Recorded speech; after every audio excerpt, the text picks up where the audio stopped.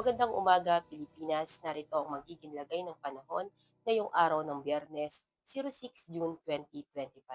Sa kasalukuyan, meron po tayong binabantayang low pressure area na nasa loob ng ating Philippine Area of Responsibility. At kaninang alas 3 ng umaga, ito ay nasa layong 945 kilometer east of Eastern Visayas. At ang nasabing low pressure area ay may katamtamang maging ganap na isang bagyo sa loob ng 24 oras at ito ay kumikilos papalapit sa Bicol Region o sa Eastern Visayas. At southwest monsoon naman o yung hangin habagat ang patuloy na nakakaapekto sa Luzon at sa kanlurang bahagi ng Visayas, gayon na rin sa kanlurang bahagi ng Mindanao.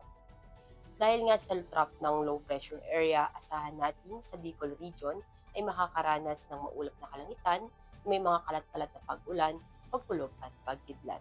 At dahil naman sa southwest monsoon, asahan din natin sa Metro Manila, Calabarzon at Mimaropa ay makakaranas din ng maulap na kalangitan, may mga kalat-kalat na pag-ulan, pagkulog at pagkidlat. At ibang nalalabing bahagi naman ng Luzon, asahan naman natin ang bahagyang maulap hanggang maulap na kalangitan na may mga pulupulong pag-ulan, pagkulog at pagkidlat.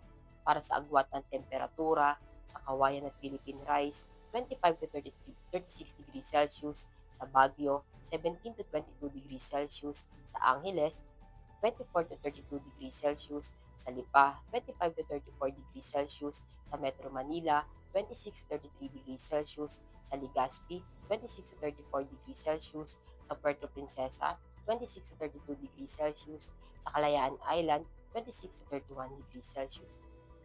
At dahil nga sa trough ng low pressure area at sa southwest monsoon, asahan natin ang Visayas at Mindanao ay makakaranas din ng maulap na kalangitan, may mga kalat-kalat na pag-ulan, pagkulog at pagkidlat.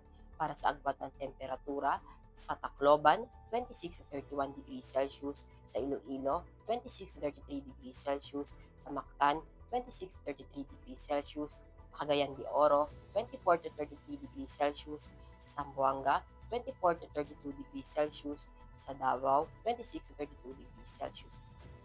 At para naman sa magiging lagay ng panahon sa mga susunod na araw sa Metro Manila, Cavite, Angeles, Lipa, Kalayaan Island, Puerto Princesa, Lapu-Lapu, at Zamboanga, bukas hanggang Lunes, asahan natin ang maulap na kalangitan, may mga kalat-kalat na pag-ulan, pagkulog at pagkidlat.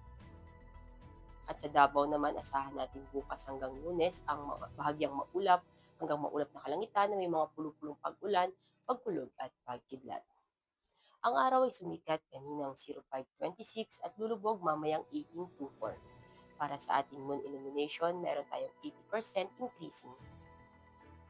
At para manatiling updated sa lagay at taya ng panahon, i-follow lamang ang Air Force Weather Center sa aming mga official social media account.